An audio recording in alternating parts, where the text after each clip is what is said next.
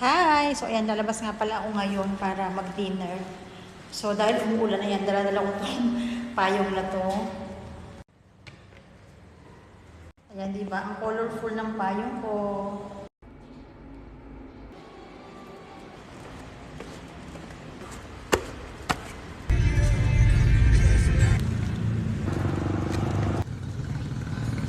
Ayan guys, so naglalakad ako para maghanap ng restaurant.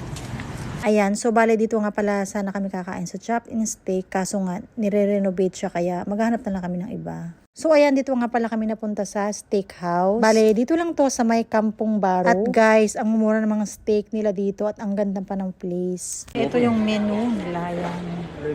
Grabe, sobrang laki oh. Ang laki ng palad ko oh. Ito yung soup. Ito na yung food ko guys, grabe oh, laki.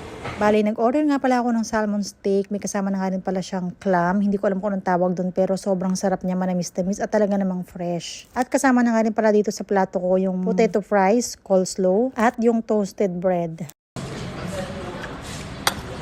Sobrang dami nga ng portion na to at feeling ko nga pang 2 tao na to kaya naman hindi ko talaga siya naubos.